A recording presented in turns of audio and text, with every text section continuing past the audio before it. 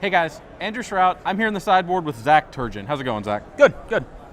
You have shown up today with kind of a number out of left field. You are playing a mono-red Mogcatcher deck. Yes, Mogcatcher. So tell me a little about why you chose to play this deck.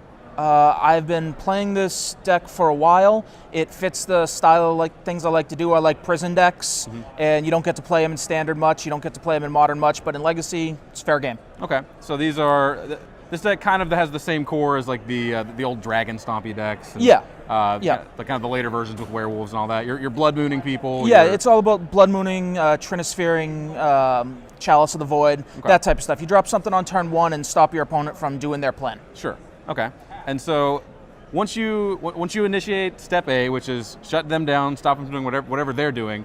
Then you back that up with Goblins, with Mog catching and going and catching some Goblins. It's a half and half deck. There's humans and Goblins, and the humans are Prophetic Flamespeaker and Mogcatcher, and the Goblins all get got by the Mogcatcher. The Mogcatcher. Yeah. Okay, so tell me a little about Mogcatcher in particular. What are you getting with it? How has it been for you? Mogcatcher's fantastic. If you untap with that, you win most of the time.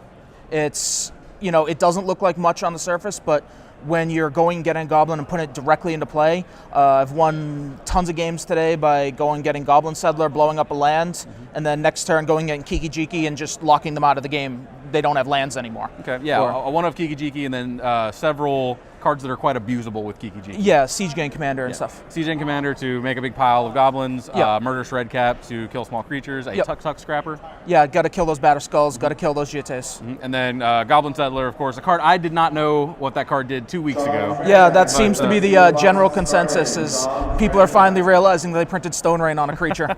Yeah, Vintage Masters All-Star, Goblin Settler, definitely showing up and doing some work. So in addition to the Mogcatcher package, you're actually packing a full 4 Prophetic Flamespeaker. Yes. It's a 3-drop, which is kind of narrow for the deck. Normally, there used to be a Handwear Watchkeep because you could play it off 2 and a red. Right. This one's a bit harder to cast at 1 red, which even though it's a mono red deck, you got 8 soul lands there, so it's hard to cast. But it's really powerful. Sure. Especially if you get an equipment on it. And it's card advantage in red. There's no card advantage in red. Okay, fair. So just in order to make up the ground that you lose from, of course, you're playing Simian Spirit Guide. Yeah, you pitch your whole hand to do your one trick. That guy, finds your gas. All right, that makes a lot of sense, actually. Yeah. And then kind of to back him up, you have a couple of 1-drops, actually, a package of 3 equipment. Ivumazawa's Jite, Sword of Fire and Ice, and Sword of Light and Shadow. Yeah. Jite is the best, but unfortunately it's legendary. Sure. Sword of Fire and Ice is second best on him. Drawing a bunch of cards, especially with his ability, shooting down Delvers, and the Light and Shadow helps with your Stoneforge Mystics and the Germ on the Batter Skull. Okay. So what are you hoping to play against when you're playing this style of deck? Elves. Elves they're hit by all your lock pieces. They're running 2 forests normally, so all the Blood Moon stuff works. All their stuff costs 1, and Trinisphere is a nightmare for them trying to combo off. Sure. Okay, so if you're on the play, they just don't get to play Magic? Most of the time. Fair enough. Okay.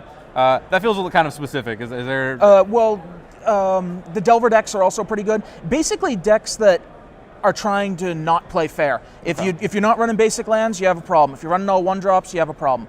It's once you hit something with the lock piece, you can go to town on them with your little variety of guys. Fair enough. All right, and then I suppose I would next ask, what are you hoping to avoid playing against? But I think you already answered that. Basically, anything that is not playing fair, I suppose? Yeah, anything that is...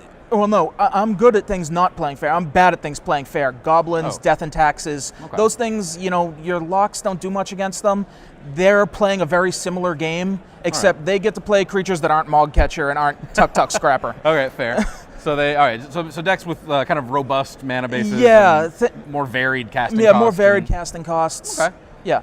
So Death and Taxes then. Yeah, Death and Taxes is pretty bad. Miracles is a bit iffy. It comes down to a lot of the sideboard cards in that one. All right, fair enough. Yeah, so you have you have Sulfur Elementals for the Death and Taxes. The Death and Taxes, they come in Miracles too, just as a can't be countered guy. Sure. Okay.